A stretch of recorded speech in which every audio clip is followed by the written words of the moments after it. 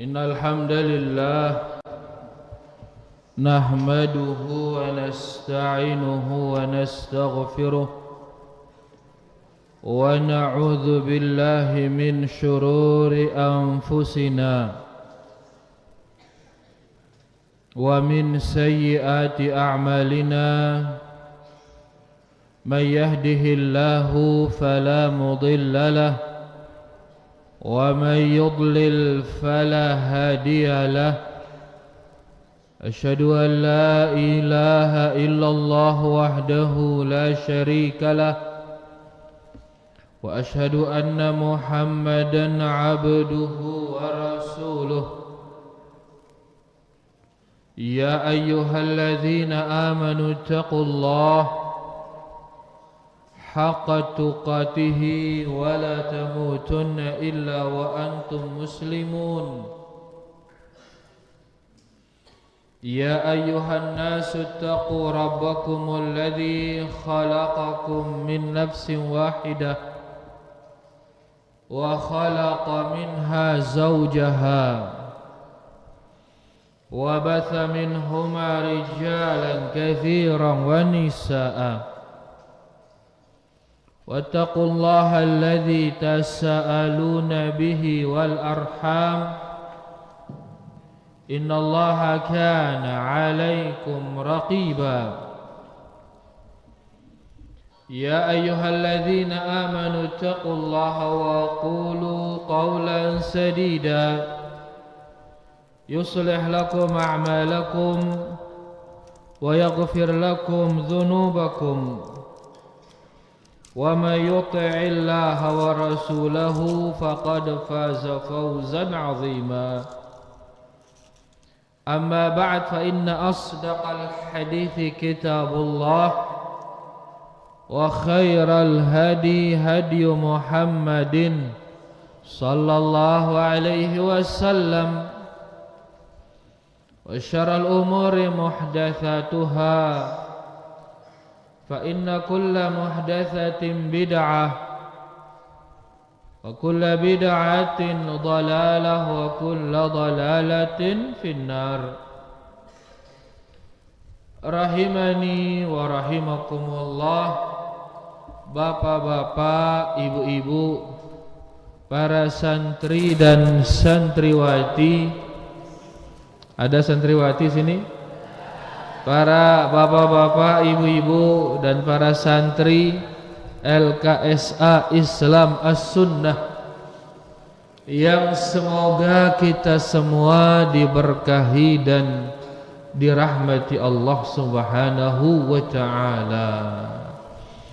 Alhamdulillah malam ini para santri, para jamaah, kita bisa melanjutkan pengajian kita alhamdulillah, yaitu kita sama-sama kembali membaca kitab Ushulul Iman, landasan-landasan iman sesuai dengan Alkitab, sesuai dengan As-Sunnah.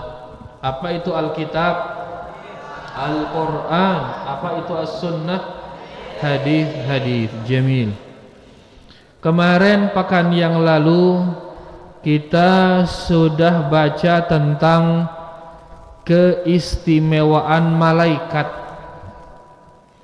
Ini berkaitan dengan rukun iman yang kedua, yaitu iman kepada malaikat.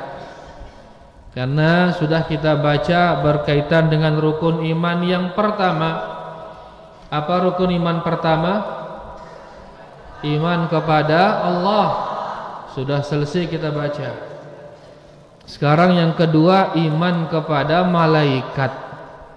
Dan kemarin pekan yang lalu kita sudah baca tentang keistimewaan malaikat. Ya, ini malaikat memiliki keistimewaan dibanding dengan jin dan manusia. Ya, dibanding dengan jin dan manusia. Di antara keistimewaan malaikat kita katakan kemarin, malaikat bertempat tinggal di langit. Ini keistimewaannya. Adapun jin dan manusia di mana dia tinggal? Di bumi dia tinggal. Aslinya mereka juga di surga. Ya, tapi karena bermaksiat kepada Allah, apa maksiatnya? Makan buah yang dilarang dia oleh Allah. Satu itu aja dosanya. Cuman satu, makan buah langsung diusir dari surga. Kita sekarang berapa dosa kita ini? Banyak. Nabi Adam dan istrinya hanya satu dosa. Gara-gara itu disuruh keluar dari surga. Kita berapa? Ribuan dosa kita. Tapi sok merasa sudah pasti masuk surga aja kita ini. Ya, Nabi Adam satu dosanya keluar dia dari surga padahal sudah di surga. Oleh karenanya mari ya, iman kita ini harus disertai rasa cemas. Harus disertai rasa apa? Cemas. Jangan hanya harap saja. Iman harus ada cemasnya juga. Jangan-jangan harus ada cemas. Ya, karena dengan adanya rasa cemas itulah akhirnya kita meninggalkan maksiat. Jangan hanya harap saja. Baik, intinya bahwasanya malaikat bertempat tinggal di mana? Di langit. Ini keistimewaannya. Yang kedua, malaikat tidak berjenis kelamin wanita maupun laki. Dia tidak wanita, tidak pula laki, malaikat itu. Ya, makanya ini bantahan kepada orang-orang sekuler dan yang semisalnya yang mengatakan malaikat itu perempuan. Bahkan sebagian mereka mengatakan malaikat itu adalah putri Allah waliyadzubillah. Kemudian yang ketiga, malaikat tidak maksiat. Tidak ada sama sekali maksiatnya malaikat. Manusia ada maksiatnya, jin ada maksiatnya, banyak. Ini keistimewaan malaikat dibanding manusia dan jin. Terakhir, malaikat tidak pernah bosan dan jenuh. Kalau kalian bisa bosan? Bisa sekali. Apalagi gen apa namanya ini? Gen alpha. Kalian sekarang bukan lagi gen Z, di bawahnya gen Z, gen alpha. Cepat bosan, cepat jenuh. Apa sebabnya cepat bosan? Apa sebab cepat bosan? Ini namanya brain rot, namanya katanya gitu. Akalnya sudah mulai rusak. Subhanallah, bahaya ini santri. Dulu anak pas kuliah di kuliah kami ada mata pelajaran namanya turukut tadris. Pelajaran namanya metodologi mengajar, cara mengajar. Nah, dosen kami bilang siswa itu dia hanya mampu memperhatikan gurunya hanya dalam 40 menit katanya. Itu dulu tahun 2007. Dia bilang hanya mampu 40 menit saja, setelah itu menghayal sudah dia katanya. Sehingga begitu 40 menit butuh diberi selingan. Entah diberi dia cerita katanya, diberi dia pertanyaan, diberi dia hal-hal yang membangkitkan lagi feedbacknya, balasan-balasan dari dia 40 menit. Ini tahun 2007 dulu. Kemudian kurang lebih 10 tahun setelahnya, 2016, 2017, ya, di sebuah daurah kalau tidak salah, Syekh itu bilang orang sekarang kemampuannya memperhatikan hanya 4 menit gitu. 4 menit. Dari 40 turun 4 menit. Dalam arti setiap 4 menit itu bosan dah dia. Dia merhatikan begitu 4 menit darah angen lah. Bosan dia. Ya, gara-gara apa? Gara-gara adanya mulai medsos dulu mulai. Ya, pendek-pendek video itu. 4 menit udah lemes. Nah, kemarin ada lagi kayak jurnal sudah kurang lebih penelitian bahwasanya anak sekarang ini kemampuannya memperhatikan hanya 40 detik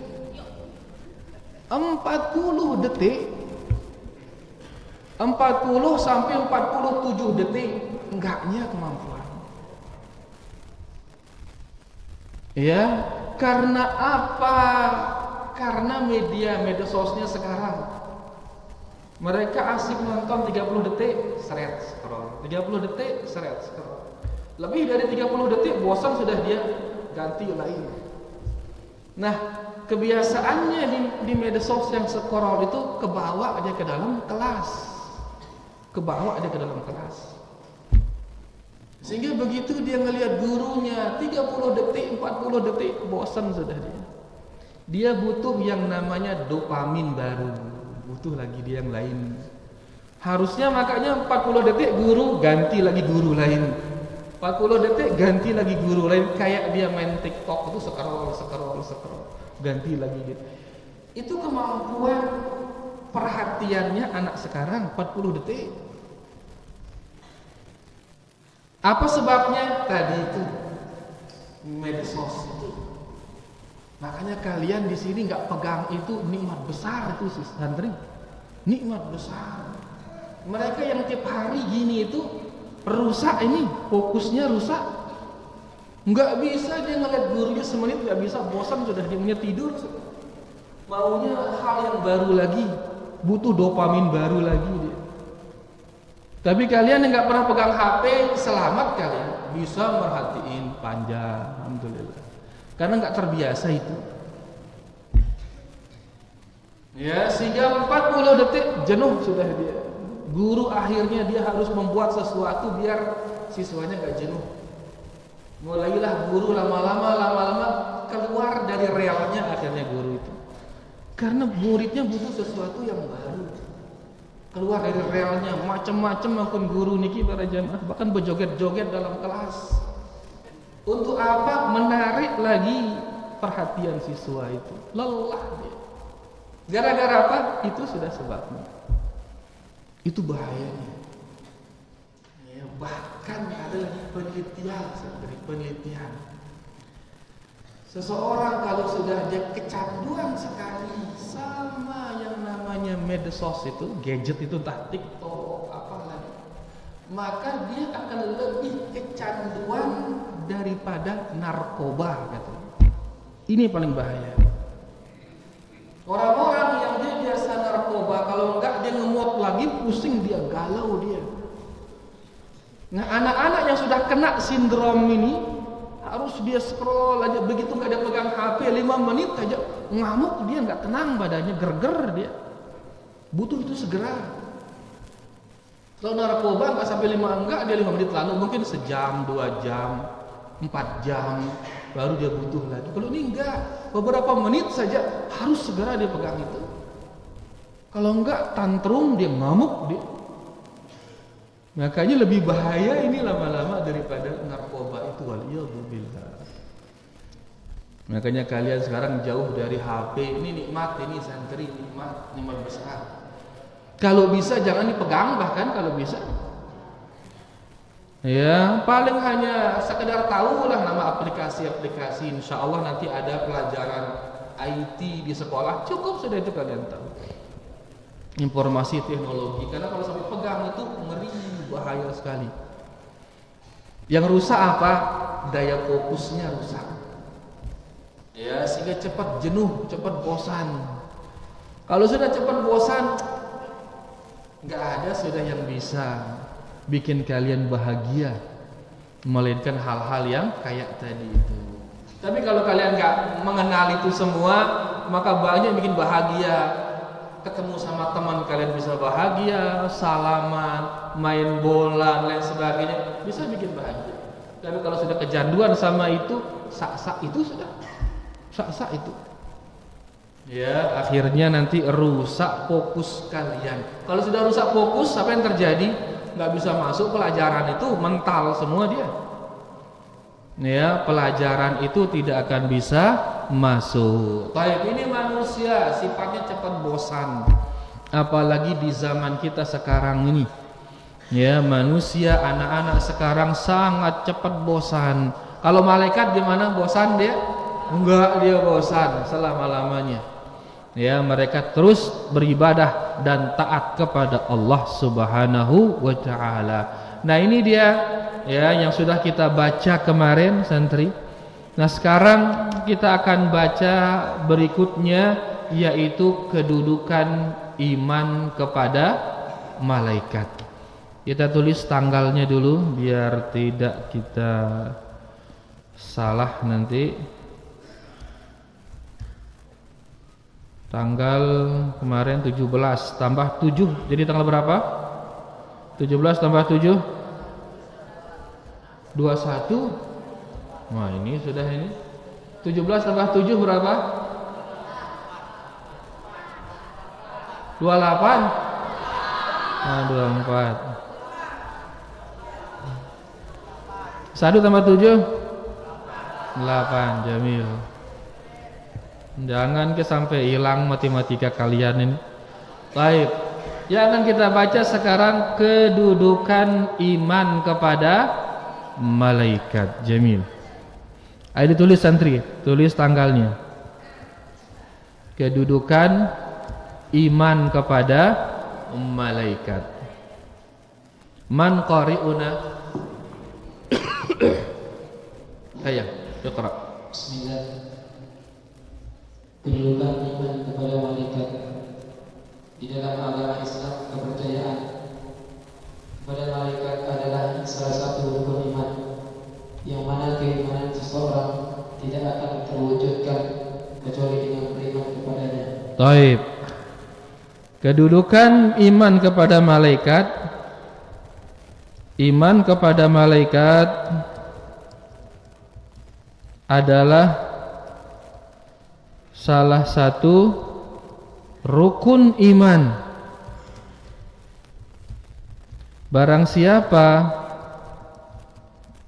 yang tidak beriman kepada malaikat, maka imannya, apa imannya? Tidak sah imannya. Kalau imannya tidak sah, keluar dari Islam atau tidak? Keluar dia dari Islam. Ya, karena ini adalah rukun iman. Jadi iman kepada malaikat ini kedudukannya adalah dia merupakan salah satu rukun. Rukun apa santri? Rukun iman atau rukun Islam? Rukun iman. Sehingga kalau tidak dia imani ini, maka dia tidak beriman. Ya, maka dia kafir wal iyadzubillah. Iman kepada malaikat. Khalas, sudah ditulis? Lanjut baca. Sebagaimana yang telah dinyatakan Allah dalam kitabnya dan diberitahukan Nabi sallallahu alaihi wasallam di dalam sunnahnya. Dalam sunnahnya Allah Ta'ala berfirman, Allah Subhanahu wa Ta'ala berfirman, Amana Rasul bima unzila ilaihi min Rabbihi wal mu'minun kullun amana billahi wa malaikatihi wa kutubihi wa rusulihi. Rasul telah beriman kepada Al-Quran yang diturunkan kepadanya dari Tuhan. Demikian pula orang-orang yang beriman, semuanya beriman kepada Allah, malaikat-malaikatnya, kitab-kitabnya, dan rasul-rasulnya. Baik. Demikian pula semua orang beriman. Semua orang beriman itu beriman kepada Allah, beriman kepada malaikat-malaikat, beriman kepada kitab-kitab, beriman kepada rasul, semua orang beriman. Berarti kalau nggak dia beriman kepada salah satu dari ini, di antaranya tidak beriman kepada malaikat, maka dia bukan orang beriman. Itu pendalilannya ini. Jadi semua beriman. Bagaimana beriman itu? Beriman kepada Allah, malaikat, rasul dan kitab-kitab. Sehingga kalau nggak beriman kepada salah satunya, otomatis orang itu tidak dikatakan beriman. Jelas santri? Lanjut baca. Dalam ayat di atas Allah memberitahukan bahwa sesungguhnya beriman kepada malaikat dan rukun-rukun iman yang lain adalah sesuatu yang diturunkannya kepada Rasulnya dan yang diwajibkannya kepada Rasul dan umatnya.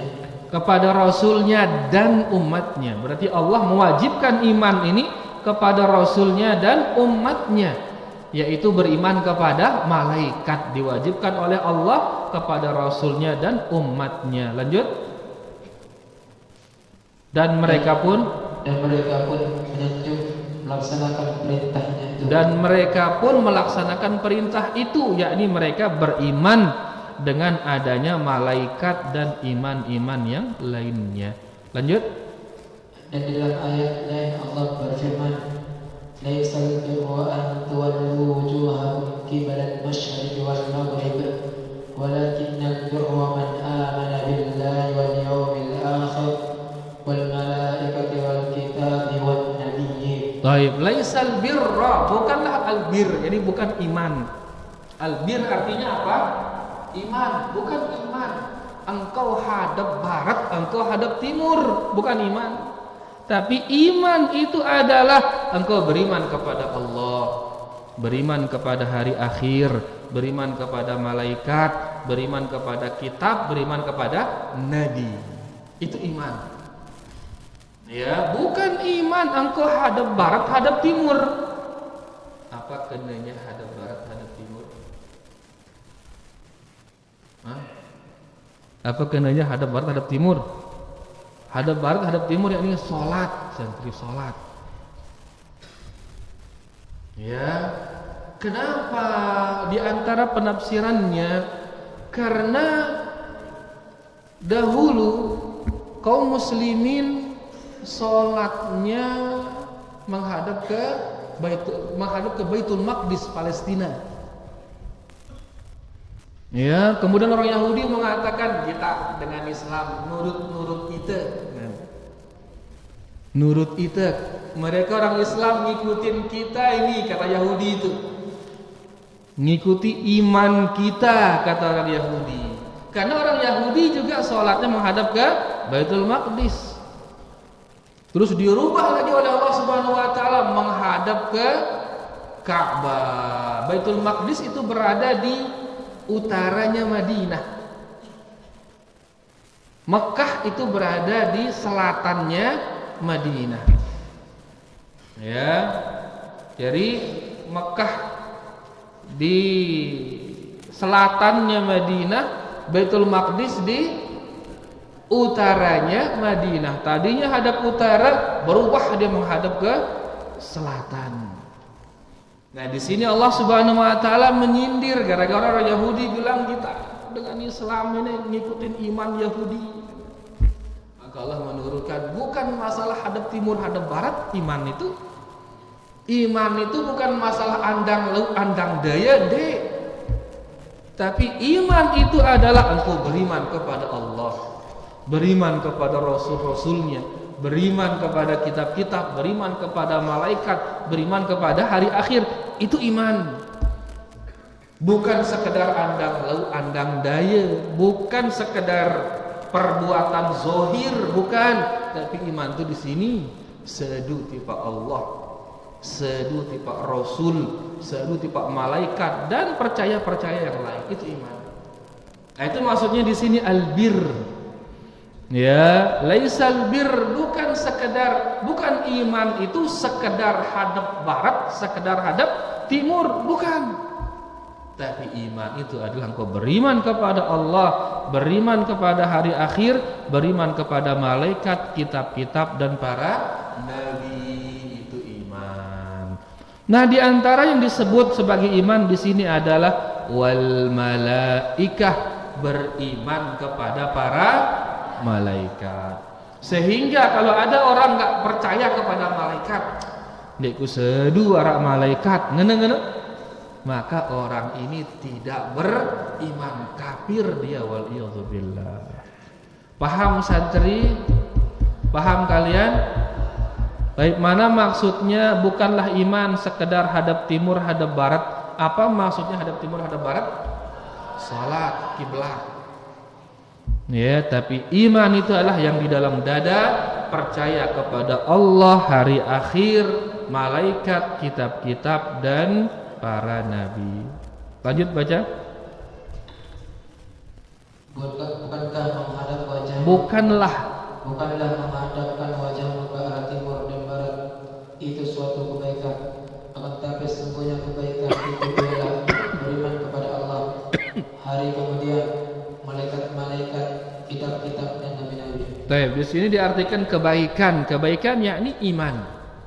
Ya, albir yakni kebaikan, yakni iman tersebut. Lanjut baca penjelasannya. Maka dia menjadikan beriman kepada sifat-sifat di atas sebagai bukti albir. Bukti albir. Apa tadi kita bilang albir? Iman. Ya, maka dia menjadikan beriman kepada sifat-sifat di atas, yakni beriman kepada Allah. Kemudian apa kemudian? Hari akhir, malaikat, kitab-kitab, kemudian para nabi, itu sebagai bukti albir, yakni sebagai bukti iman. Nah, di sini sekarang diterjemahkan apa itu bir.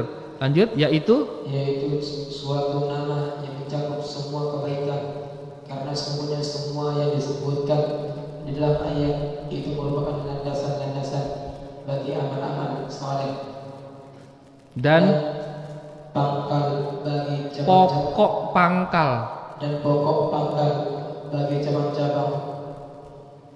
Cabang apa? Iman yang lain. Cabang-cabang iman yang lain. Ya, ini kita bilang albir sama dia dengan al-iman. Misalnya disebutkan iman itu adalah beriman kepada salah satunya malaikat. Lanjut.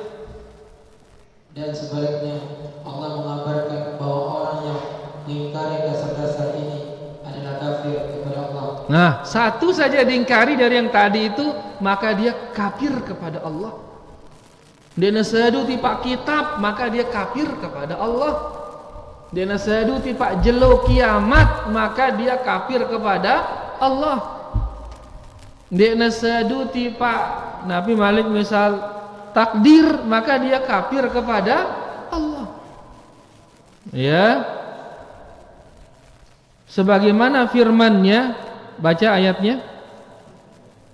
Allah Subhanahu wa taala berfirman, "Wa may yakfur billahi wa malaikatihi wa kutubihi wa rusulihi wal yawmil akhir faqad dhalla dhalalan ba'ida." Dhalla dhalalan ba'ida, tersesat yang jauh.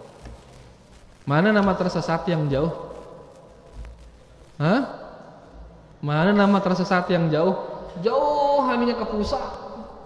Sekarang kalian misal mau ke Selong, tiba-tiba tersesat kalian, ke Mas Bage kalian.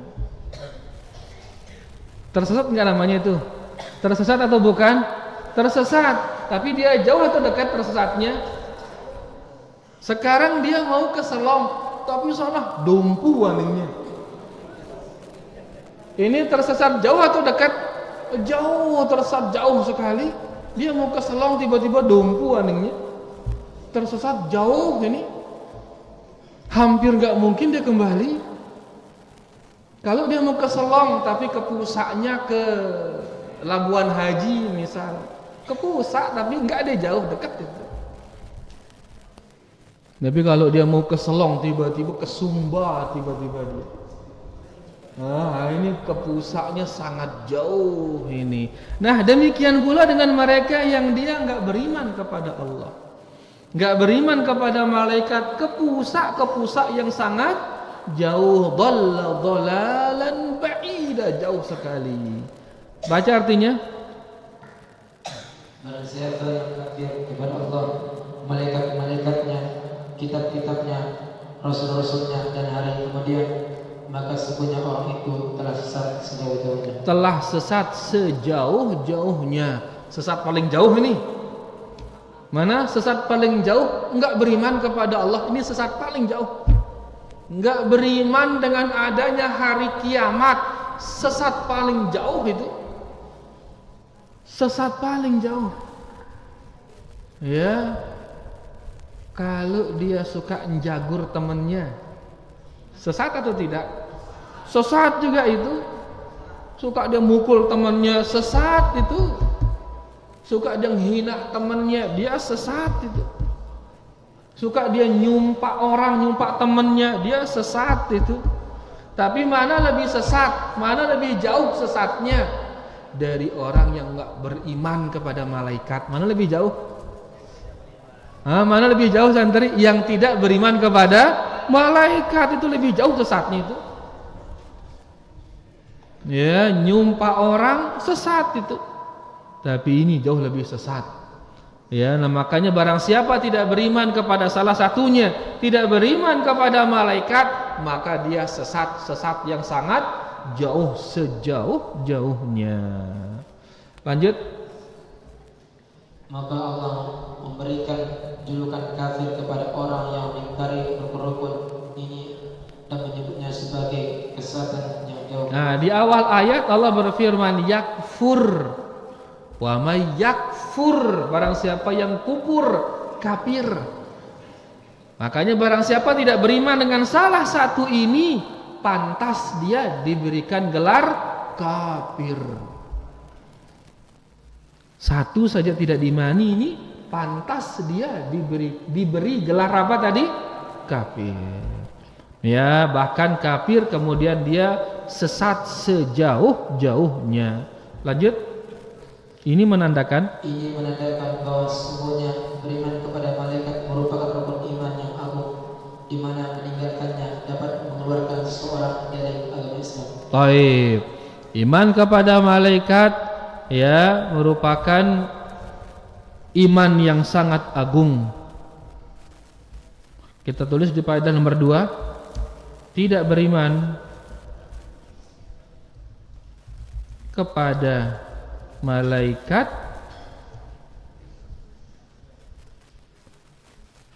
pelakunya dinamakan oleh Allah sebagai orang kafir. Alhamdulillah, jauh-jauh santri dari kekufuran. Mudah-mudahan Allah Subhanahu wa taala menjaga kita dari perbuatan kufur. Allahumma amin. Baik, lanjut. Itu tadi dalil-dalil dari Al-Qur'an menunjukkan kedudukan iman kepada malaikat, di mana iman kepada malaikat adalah salah satu rukun iman. Yang kedua, tidak beriman kepada malaikat, Allah menamakan mereka sebagai orang kafir. Lanjut. Sunnah juga telah menjelaskan dengan gamblang hal seperti itu, sebagaimana dalam hadis Jibril yang masyhur yang diriwayatkan oleh Imam Muslim dalam kitab sahihnya. Hadis Jibril. Ada yang hafal hadis Jibril? Yang mana nama hadis Jibril? Hadis nomor 2 di mana? Alhamdulillah. Siapa sahabat yang meriwayatkannya? Umar bin Khattab. Siapa ulama yang perawinya siapa? Rawahu Muslim. Mantap, Masya Allah. Baik. Kita baca artinya kalau begitu. Ya, kita baca artinya. Atau kita lanjut. Ya, karena hadisnya panjang dan waktu lagi sedikit. Di bagian mana dari hadis Jibril yang berkaitan dengan iman kepada malaikat, di bagian mana? Yang bisa angkat tangan. Hah? Di bagian mana? Baju biru? Siapa itu baju biru langit itu? Lah, biru muda belakangnya. Itu. Angkat tangan tadi. Bagian mana dari hadis Umar atau di Jibril? Aywah mumtaz. Qala akhbirni 'anil iman. Malaikat bertanya, "Ya Muhammad, kabarkan kepadaku tentang iman." Maka Nabi sallallahu alaihi wasallam menjawab, apa jawaban beliau? Antu'mina billah wa malaikatihi. Terus wa kutubihi wa rusulihi wal yaumil akhir wa tu'mina bil qadari khairihi wa syarri jamil. Mumtaz. Kullukum mumtazun, masyaallah, alhamdulillah. Baik. Itu dia menjadi syahid dari hadis yang panjang ini. Iman itu adalah engkau beriman kepada Allah, kepada malaikat-malaikatnya, kepada kitab-kitab, kepada para nabi, kepada hari akhir, dan kepada takdir yang baik dan buruk. Itu menjadi syahid dari hadis ini, bahwasanya iman kepada malaikat itu adalah rukun iman. Lanjut sekarang penjelasan. Ini adalah sebuah hadis besar yang mencakup seluruh landasan-landasan dan tingkatan-tingkatan agama. Jadi hadis itu mencakup landasan-landasan agama dan tingkatan-tingkatan agama. Mana tingkatan agama di sana? Islam, kemudian iman, kemudian ihsan. Ini tingkatan agama. Jadi kita beragama ini terbagi ke dalam 3 tingkatan ini. Kita ini ada di antara kita yang dia masuk kelas iman. Ada di antara kita yang dia sudah berada di kelas iman. Paling bawah Islam, yang kelas 2 apa? Iman. Paling tinggi namanya kelas ihsan. Makanya kelas tertinggi iman ini, kelas tertinggi dari kelas tertinggi dari agama ini, kelas tertingginya namanya apa?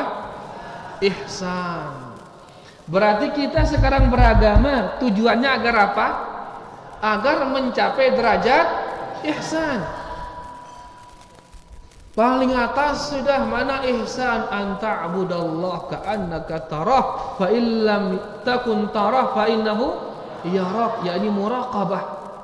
Engkau selalu merasakan muraqabatullah, selalu diperhatikan oleh Allah, sehingga malu dia kepada Allah.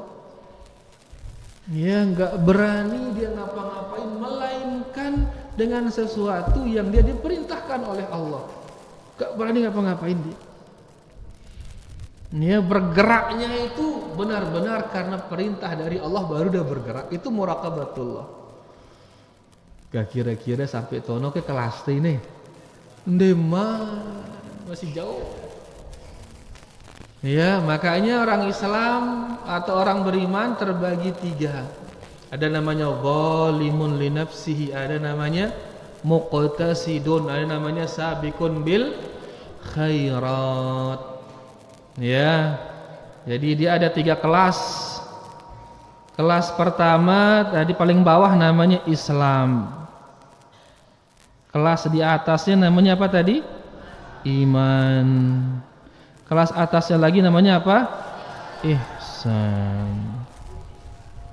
Ya. Nah, dengan bahasa lain dibilang dia itu zalimun li nafsihi. Apa arti zalimun li nafsihi? Menzalimi diri. Nah, ini menzalimi diri paling bawah. Yang kedua, muqtasid. Apa arti muqtasid? Pas-pasan. Pas-pasan. Yang ketiga namanya sabiqun bil khairat, berlomba-lomba. Berlomba dalam kebaikan. Ini 3 kelas dalam beragama. Zalimun li nafsihi, mana nama gitu? Yaitu orang-orang yang masih ngerjakan maksiat. Dia beriman kepada Allah lagu masih gawe maksiat. Beriman kepada Allah tapi masih meninggalkan perintah. Ini namanya zalimun li nafsihi. Kelas bawah. Pertanyaannya sekarang, kita ini ada enggak atau masih enggak kita berbuat maksiat? Masih, berarti di sini kita rata-rata ini masih kelas bawah, kelas seke, itu STK. Muqtasid yaitu orang-orang yang mengerjakan semua kewajiban, meninggalkan semua yang haram-haram, tapi sesekali dia meninggalkan yang sunnah-sunnah. Sesekali dia mengerjakan yang makruh-makruh. Lagu papa si wajib gue amalangna, si haram gue tinggalangna. Ini namanya muqtasidun, iman kelas 2. Ngombe angkona wah kahtono itene para jamaah belum. Makanya kita masih di sini ini, berkutat di sini kelas paling bawah. Adapun yang kelas atas ihsan apa namanya, sabiqun bil khairat, paling atas, itu mereka yang mengerjakan semua perintah, sunnah buai amalan, bahkan pedana malik amalan-amalan sunnah. Mana amalan yang disyariatkan, mana amal disyariatkan, mana amal berlomba-lomba dia mengamalkan amalan sunnah itu. Yang makruh semua dia tinggalkan, apalagi yang haram. Berlomba-lomba meninggalkan yang makruh. Itu yang paling atas. Ini mereka yang muraqabahnya sudah luar biasa. Beribadah kepada Allah seolah-olah dia melihat Allah, paling atas. Nah, kita sekarang beragama ini tujuannya ini bisa sampai kepada derajat ihsan. Itu tujuan kita beribadah ini, beragama. Dan kita semua masih di sini sekarang ini masih Islam kan? Masih menzalimi diri, belum kemana-mana kita. Ya, maka mari terus berjuang, jangan nyerah, agar kita sampai ke kelas 2 ini beriman, dan terus berjuang jangan nyerah agar sampai ke derajat ihsan, berlomba-lomba dalam mengamalkan amalan yang mustahab. Ini di agama. Lagu negara dengan mengatakan paling atas munduah sampai jari wali majdzub. Biaran wali majdzub, mana nama wali majdzub? Mana nama majdzub? Orang sudah diambil akalnya oleh Allah. Ada sebagian mengatakan itu paling atas kalau sudah akalnya diambil gara-gara dia memikirkan tentang Allah Subhanahu wa taala. Waliyadzubillah. Masa ke tingkatan tertinggi gila? Wali gila no? Sehingga bebas ya, bau yang baik barang dengan bisa tidak sholat, tidak puasa, godet senina dengan bebas. Kenapa? Karena sudah ndek syariat balik wah. Hakikatnya para dengan atau ma'rifat para. Ya kan aneh jadinya. Justru paling tertinggi agama bagi mereka tidak beragama, kan aneh. Paling tinggi agama bagi mereka tidak sholat, kan aneh ini. Ya, jadi paling tinggi agama seseorang justru dia berlomba-lomba di dalam kebaikan, yang dinamakan dengan ihsan. Itu derajat agama paling tinggi. Makanya itu sekarang yang kita terus kejar, bagaimana agar kita sampai ke derajat al-ihsan, sehingga kita berlomba-lomba di dalam kebaikan. Itu 3 tingkatan dikatakan di sini. Hadis ini mengandung tingkatan-tingkatan agama, yaitu Islam, iman dan ihsan. Lanjut kita habiskan lagi sedikit. Ia juga mencakup metode pengajaran agama yang istimewa dengan cara melakukan tanya jawab antara utusan jenis malaikat, yaitu malaikat yang paling mulia Jibril alaihissalam, dengan Rasul dari kalangan manusia, yaitu manusia paling mulia Nabi Muhammad sallallahu alaihi wasallam. Di sini juga dijelaskan metode mengajar dengan sistem tanya jawab. Metode mengajar dengan sistem tanya jawab. Tapi ini tentunya cocoknya kalau di zaman sekarang di kelas cocok ini. Ya, dilakukan di dalam kelas guru tanya jawab kepada siswanya, santrinya. Ya. Baik, intinya dalam kelas tempatnya cocok. Tidak sembarangan. Nah, tidak sembarangan. Karena pernah kejadian, ini di sekitaran sini kejadian. Ya, bahkan di sekitaran Ikmal.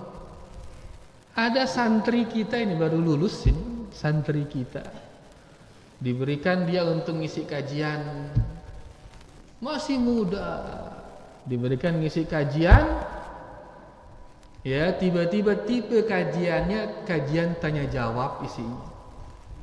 Kemudian disambil nunjuk orang tua, "Hai engkau, jawab," katanya. Sambil nunjuk orang tua. Padahal dia ini baru lulus SMA ini. Terus nunjuk orang tua. "Sida, jawab. Sida, jawab." Orang tua ditunjuk. Kan gak cocok ini. Baru lulus SMA, tiba-tiba nunjuk orang tua.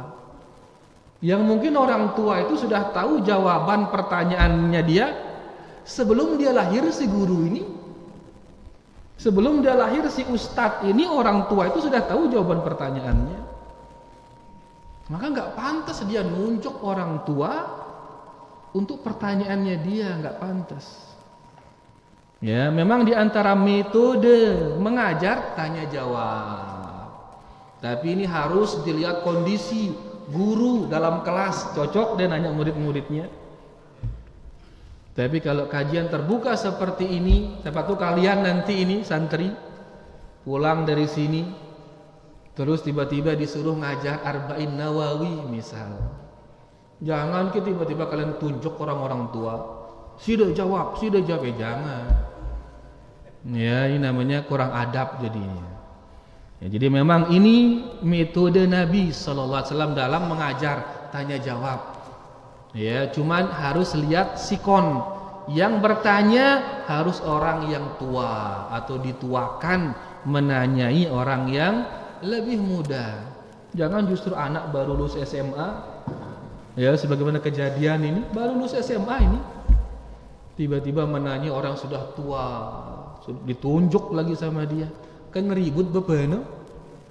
Disentak payu suruh turun, kan enggak hikmah jadinya. Jadi intinya memang ini metode ya dalam mengajar, tapi tentunya harus melihat situasi dan kondisinya. Jamil, terakhir. Kaum muslimin seyogianya memberikan perhatian besar kepada hadis mulia ini agar mereka dapat mengambil metode belajar mengajar daripadanya seperti yang dilakukan oleh para salaf. Generasi pertama umat ini ridwanullah alaihi.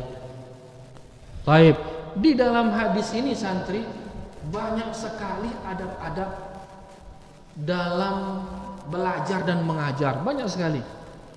Di antaranya misal di awal hadis dikatakan apa?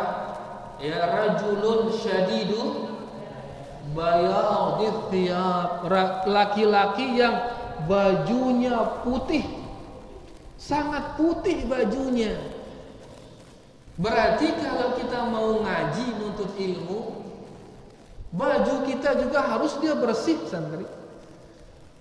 Bukan enggak mesti baru, enggak mesti dakan wah bengan, tapi bersih. Menunjukkan kesiapan dia untuk menuntut ilmu.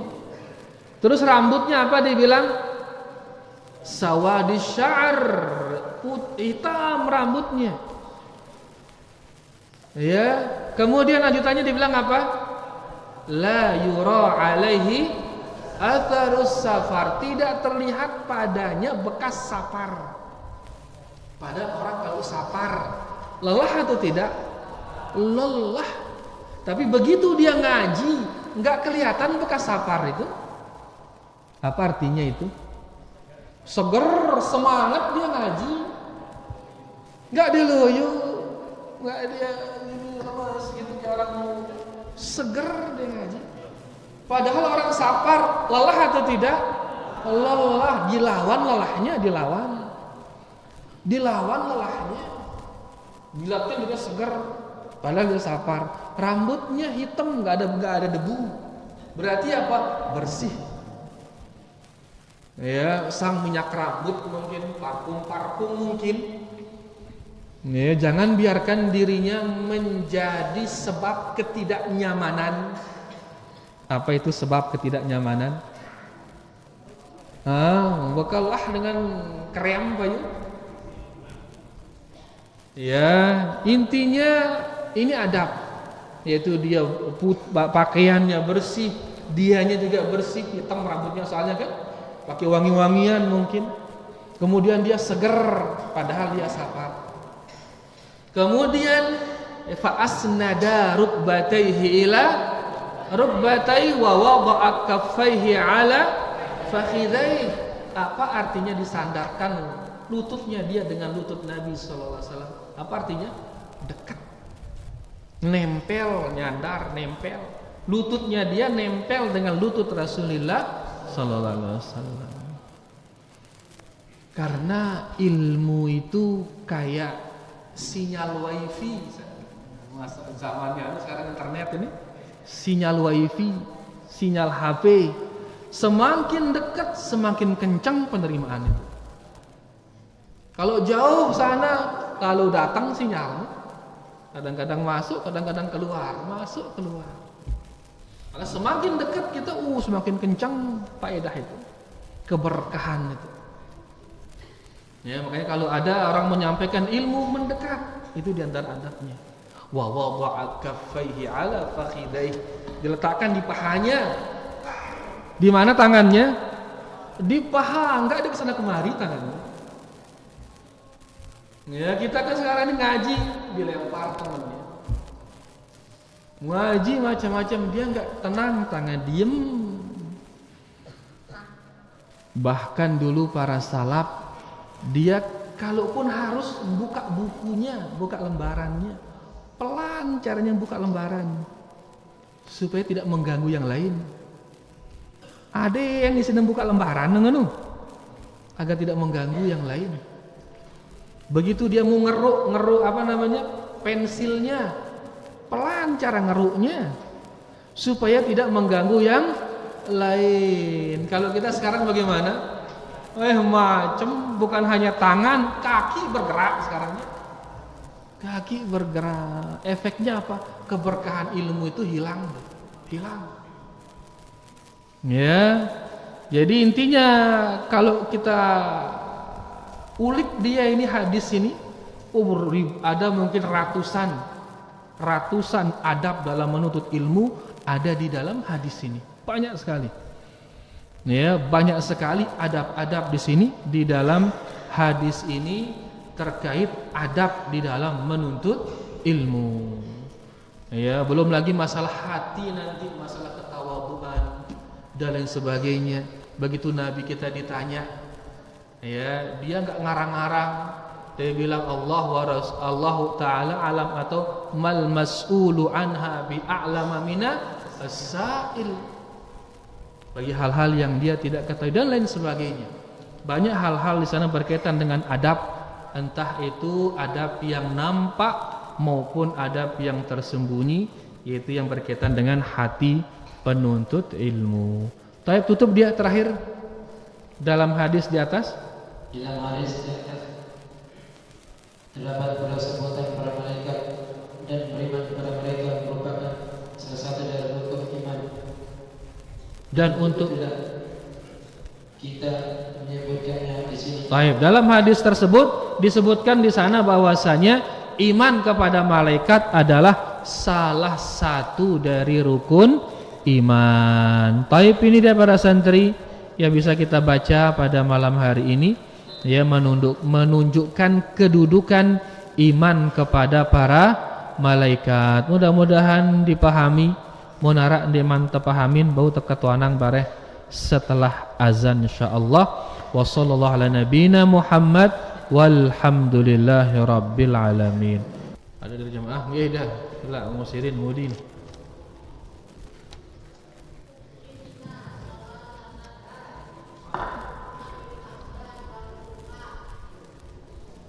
Terus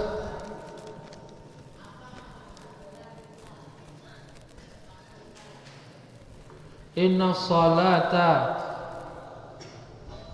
tanha anil fahsya'i wal munkar. Apa ke artinya no?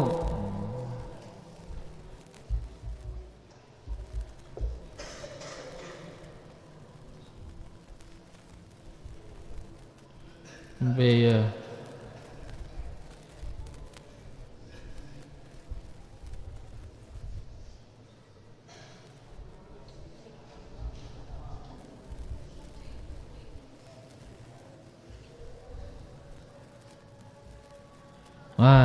Inna salata tanha anil fahsya'i wal munkar, surah Al-Ankabut ayat 45. Apa ke artinya itu?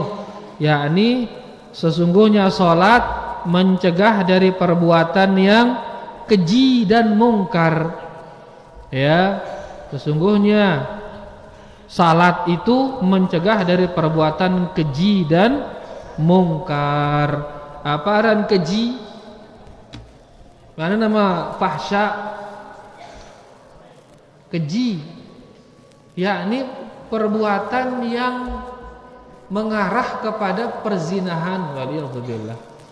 Yaran fahisyah, omongan jorok misal. Ya, intinya perbuatan yang mengarah kepada perzinahan, waliyadzubillah. Wal munkar, mungkar yakni semua maksiat. Kemungkaran yaitu semua maksiat. Nah, salat ini bisa mencegah dari perbuatan keji dan mungkar. Ngombe yang kuna salat mau kena lagi. Kalau salatnya benar bisa mencegah perbuatan keji dan mungkar. Lagu nengke masih doang itu gawe perbuatan keji dan mungkar, padahal wah itu salat, berarti ada masalah dalam salat itu. Ya, ada masalah di dalam salatnya. Karena salat namun wah kena salat niki, maka salat itu mampu ngerim dia dari perbuatan keji dan mungkar. Jelas tidak? Nah, jadi mau masih doang maksiat padahal wah ya salat, maka salatnya ada masalah. Mudahan jelas, wallahu taala alam. Ya, silakan.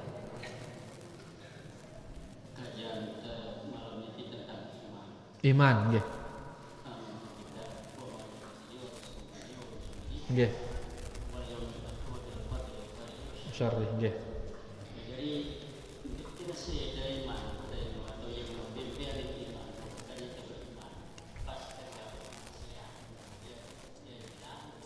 Nah, pas tenggawe maksiat no, mbean iman no. Ya, jadi dikatakan al-imanu yazidu wa yanqus. Iman niki berumbu berkurang. Berumbu dan berkurang. Begitu kita berbuat kebaikan berumbu iman. Pada marak HP no bercas ya. Berumbu baterainya kuat jarinya. Begitu mengerjakan maksiat berkurang iman no. Anehnya serena berkurang, gini seri luwe maksiat gitu gawe malik. Seri berkurang seri luwe malik. Angka maksiat si seki gini nanggor maksiat si lain malik. Sebagaimana amalan soleh niki begitu dia bertambah iman, serelue malik iman amal soleh yang kita kerjakan. Karena satu amal soleh memanggil amal soleh yang lain. Jadi ia mereka ning iman, ia berkurang iman sampai akhirnya buwe ya bare, buwe. Makanya Bani Israel, orang-orang Yahudi, sampai dia akhirnya membunuh para nabi. Awalnya apa? Awalnya maksiat ringan.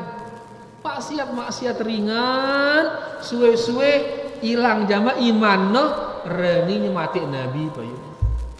Keluar dari Islam akhirnya waliyahulillah. Jadi intinya secara umum maksiat ini mengurangi iman. Sirina berkurang imanno, sire luwe maksiat gawena. Begitu dia ngerjakan kebaikan, berubuk malik iman. Seri berubuk iman, maka seri luwe amalan soleh yang dia kerjakan. Ya, jadi beaning iman ya berkurang gara-gara maksiat. Diambil dia oleh dosa dari maksiat itu. Ya kayak saling ngawek ini iman nih. Kadang-kadang bekiri, kadang-kadang bekanan. Biasa bekiri no, mau tahu gawe maksiat bekiri. Sampai akhirnya nanti kepada kekufuran waliyadzubillah. Begitu kita ngerjakan kebaikan bekanan ya. Sampai dia full nanti kemudian. Ya, sampai dia full. Intinya mun gawe maksiat berarti iman niki dia berkurang. Ndek niki seki maksiat langsung hilang iman ndek. Tapi iman niki dia berkurang, ndek niki langsung hilang. Sebagaimana akidah orang Khawarij. Orang Khawarij meyakini ya seki dosa langsung hilang iman para jamaah.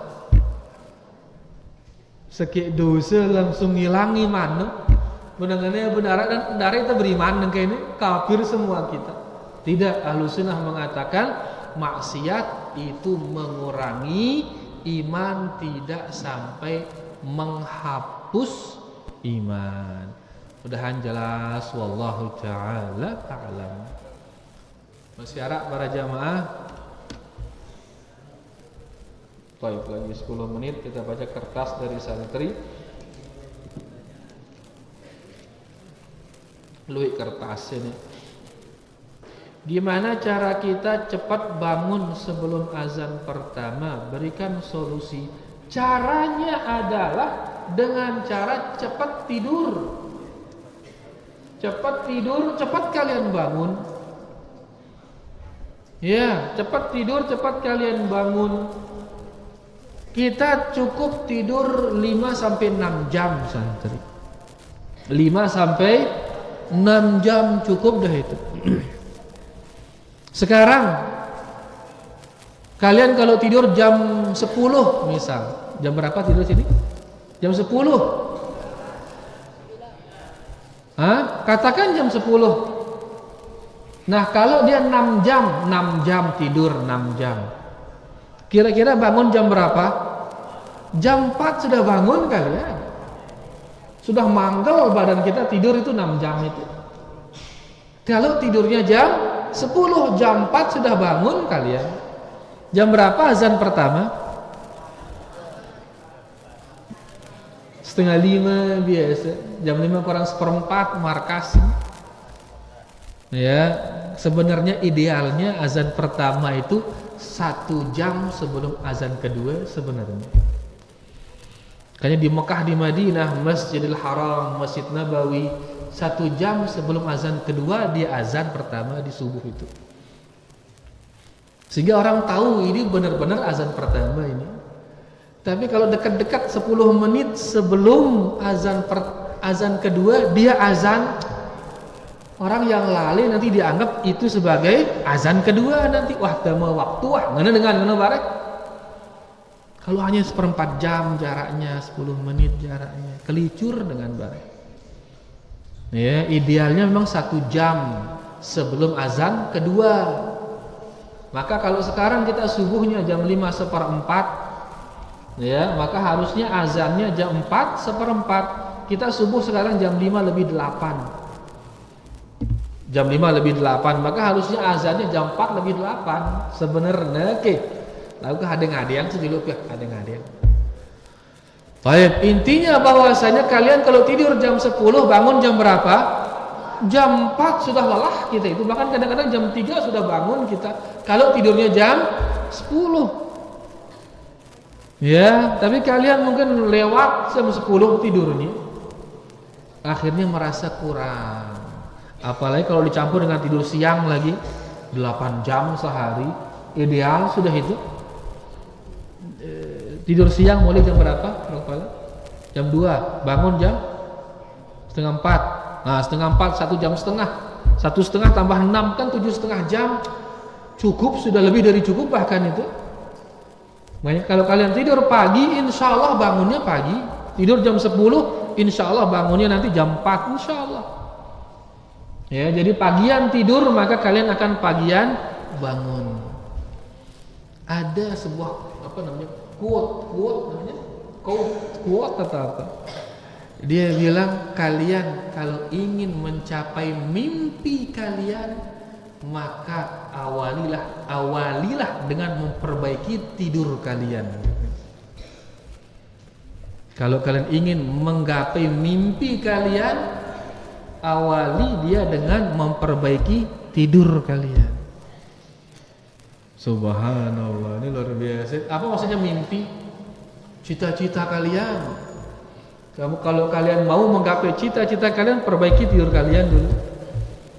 Mulai dari tidur yang benar, pas bangun lagi terus rapikan tempat tidurnya dan lain sebagainya. Disiplin begitu, itu nanti yang kecil itu bisa mendisiplinkan kegiatan-kegiatan yang lain. Jadi pertama, perbaiki jadwal tidur. Yang kedua, suci dalam tidur. Tidurnya dalam kondisi suci. Ya, yang ketiga jangan lupa doa sebelum tidur agar jangan dikencingin sama setan. Agar jangan apa? Dikencingi sama syaitan. Kalau dia nidurin kalian, syaitan lah berat kita bangun. Tapi kalau kalian sertakan dengan bersuci, kemudian kalian baca doa, apalagi disertai dengan zikir, ya, kalian tiup tangan kalian, bacakan dia Al-Ikhlas, Al-Falaq, An-Nas, kemudian usik badan kalian ini. Lakukan itu sebanyak 3 kali. Langsung tidur, gak usah ngobrol lagi. Maka kalian akan terjaga sampai kalian bangun. Gak perlu pakai alarm. Buktikan aja, gak perlu pakai alarm. Kalian mau makan sahur misal, niatkan sudah mau makan sahur, bangun dah kalian nanti. Karena kalian terjaga. Begitu tidur dalam kondisi bersuci dan baca zikir itu, terjaga kalian. Niatkan, bulat tekad mau sholat tahajud 3:30, bangun sudah kalian nanti, lihat aja. Mujarrab sekali, nggak perlu pakai alarm. Tapi kalau sudah ngantuk tanpa wudu, tiba-tiba berbaring obrolannya itu nggak bener, obrolannya macam-macam diobrolin, tidur, diendat kalian sama syaitan itu. Mau bangun lah berat, dikencingin telinganya, nggak dengar dia azan. Ya, makanya mari bersuci sebelum tidur. Kemudian baca doa, baca zikir. Apalagi pas berbaring kalian baca ayat kursi. Enggak berani dekat syaitan itu. Ya, sambil berbaring kalian baca ayat kursi. Panjangan lagi baca surah Al-Mulk. Tabarakalladzi biyadihil mulk. Insyaallah semua hafal itu. Ya, maka sambil bacanya nanti ngantuk, tiba-tiba hilang kalian. Insyaallah terjaga sudah itu. Kapan kalian niat bangun, di sana kalian akan terbangun. Buktikan, ini mujarrab sekali. Buktikan deh. Ya, sehingga nanti begitu bangun seger kalian. Ya, begitu bangun seger dan langsung bisa mengerjakan hal-hal yang sudah dia niatkan. Wallahu ta'ala a'lam. Apa hukumnya kita bertawasul dengan doa ibu? Boleh, bagus sekali. Bahkan doa ibu di antara doa mustajab. Doanya ibu di antara doa yang mustajab. Ada 3 doa yang tidak akan ditolak. Doanya orang terzolimi, doanya orang yang sapar, dan doa orang tua untuk anaknya tidak akan tertolak. Ya, makanya minta kepada mereka agar mendoakan kalian. Bagus, silahkan. Bagus. Itu diantara pentingnya berbakti kepada kedua orang tua. Sehingga nanti lidahnya ini terus mendoakan kalian sendiri. Terus mendoakan kalian. Ya, kesuksesan kalian itu murni karena Allah. Dan yang bisa merubah hal tersebut adalah doa dari orang tua. Terus bakti jangan bikin dia marah, jangan bikin dia gedak, karena sebaliknya mendoakan kebinasaan kepada kalian juga mustajab, bahaya. Ya, kalian bikin dia marah misal, didoakan kalian mudahan telanggar motor, ngeneng toh akan repot kita. Waliyahzubillah. Mudahan apa kata dia, kan bahaya itu. Jangan sampai bikin orang tua itu marah. Ridallah fi ridal walidain wa sukhtullah fi sukhtil walidain. Ridhonya Allah ada pada ridho kedua orang tua, marahnya Allah ada pada marah kedua orang tua. Maka jangan bikin dia marah santri. Berusaha untuk menjadikannya bahagia. Wallahu ta'ala a'lam. Apakah benar orang Islam tidak akan dipertemukan dengan hari kiamat? Iya, orang-orang beriman nanti sebelum kiamat akan dikirim kepadanya angin yang halus. Begitu dia hirup angin itu langsung dia mati. Sehingga dia tidak melihat hari kiamat itu. Karena yang akan melihat hari kiamat adalah orang-orang yang buruk. Ya, orang-orang yang buruk, orang-orang yang paling buruk dialah yang akan berjumpa dengan hari kiamat. Wallahu ta'ala a'lam. Bagaimana cara mengatasi ketidakkhusyuan dalam sholat? Ketika mencoba khusyuk selalu saja pengen menghayal. Sebab terbesar tidak khusyuk santri itu karena maksiat. Karena apa?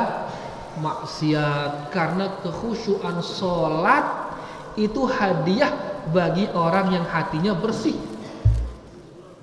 Kekhusyuan sholat itu hadiah bagi orang yang hatinya bersih. Sholat itu nikmat atau tidak? Nikmat. Sholat itu nikmat. Kapan dia akan merasakan nikmatnya sholat? Kalau hatinya bersih. Kalau hatinya bersih, nikmat sholat itu. Makanya bahkan ada para salaf sebelum dia dioperasi, diamputasi kakinya, dokter bilang ini minum khamar agar engkau mabuk sehingga tidak sakitan engkau saat dipotong kakimu. Apa kata dia? Enggak mungkin saya minum khamar, dosa besar khamar itu. Maka dia bilang izinkan saya sholat. Begitu dia sholat, dia rasakan kenikmatan itu. Diamputasi kakinya dalam kondisi dia apa? Sholat. Jadi sholat itu ada kenikmatannya. Makanya Nabi SAW mengatakan, ya Bilal arihna bis sholat. Hai Bilal, jadikan kami istirahat dari dunia ini dengan cara sholat. Jadi kamat Bilal, kita bahagia ini. Menunjukkan sholat itu ada nikmatnya. Tapi bagi siapa? Bagi mereka yang hatinya bersih. Jadi kita sekarang malas sholat, apa sebabnya? Maksiat sebabnya, santri. Maksiat itu kalau sudah bersih hatinya, dihadiahi oleh Allah Subhanahu wa taala kenikmatan di dalam salat. Wallahu taala a'lam. Apa hukumnya mendukung atau mengidolakan klub bola Kristen? La ilaha illallah. Seseorang akan dibangkitkan bersama temannya, bersama yang dia senengin, yang dia idolain. Makanya harus kalian idolain para sahabat, itu jadi idola kita. Kenapa para sahabat diidolain para santri? Kenapa? Karena kita akan dibangkitkan bersama mereka nanti di mana? Di surga. Tapi kalau kalian mengidolakan orang kafir, gimana jadinya?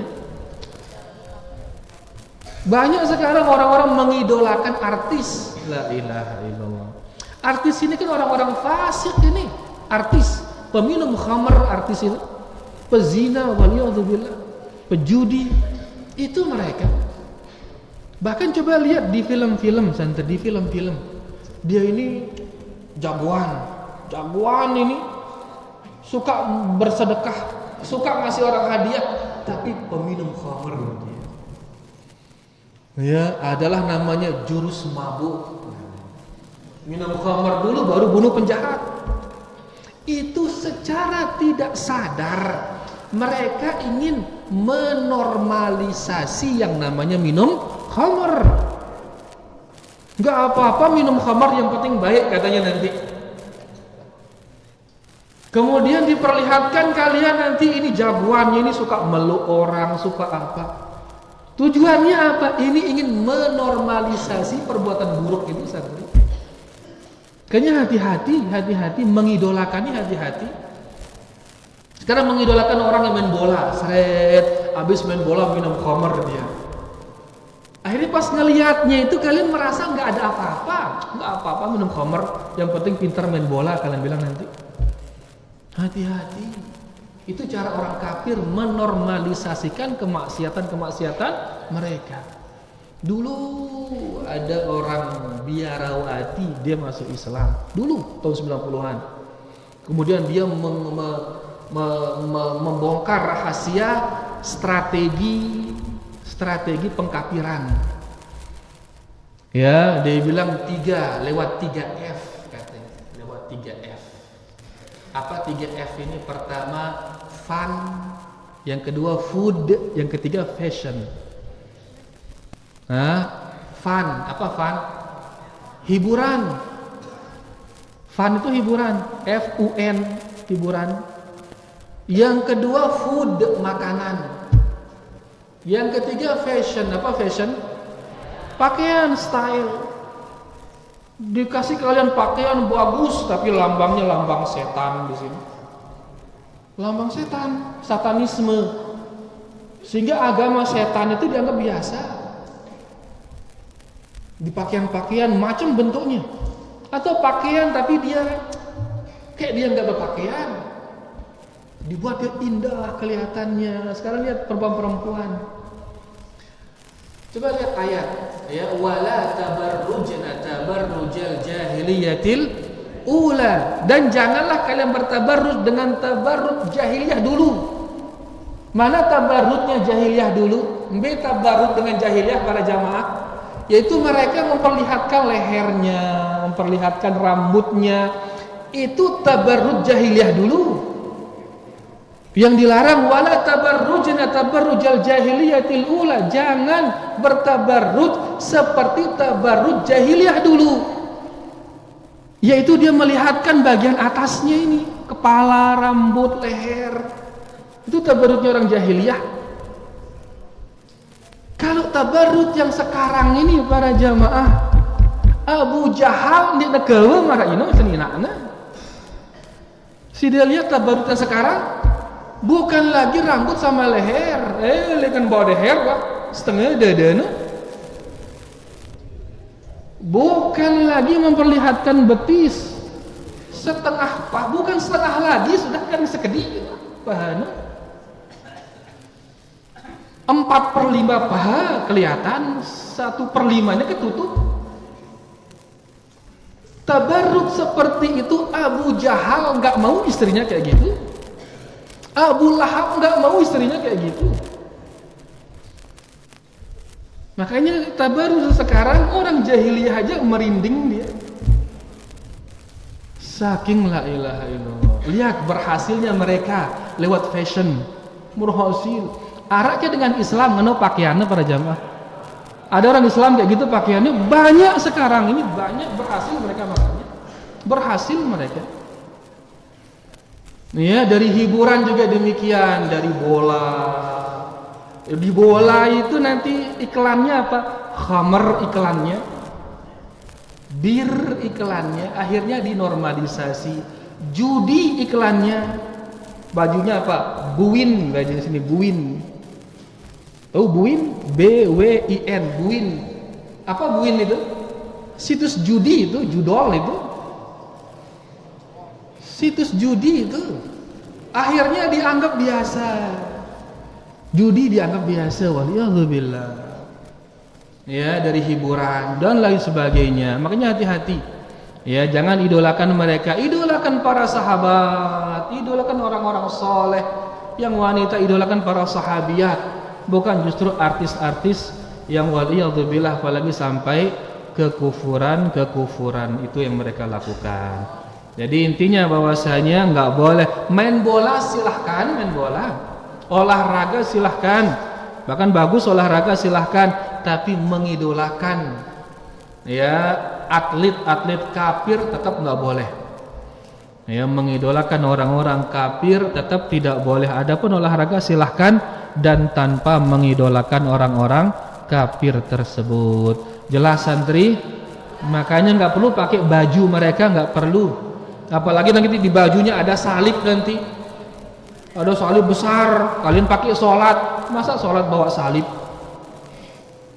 Apalagi tim-tim dari Italia itu, karena di sana tempat ada ibu kota mereka di sana. Ya, Vatikan kan di sana dia. Rata-rata bajunya besar, salibnya gitu. Masa kalian sholat pakai itu? Ya, jadi intinya bahwasanya silahkan olahraga, tapi jangan kalian idolakan ya pemain atau atlet-atlet yang kufur atau klub-klub yang jelas mengkampanyekan kekufuran. Taib, ini mungkin banyak pertanyaan kalian, ini nggak bisa kita jawab ini karena keterbatasan waktu. Ya, wallahu taala a'la wa a'lam. Terima kasih banyak para jamaah atas segala perhatiannya, dan kurang lebihnya tiang minta maaf. Wallahu taala a'la wa a'lam. Kita tutup dengan doa kafaratul majlis. Subhanakallahumma rabbana bihamdika asyhadu an la ilaha illa anta astaghfiruka wa atubu ilaik.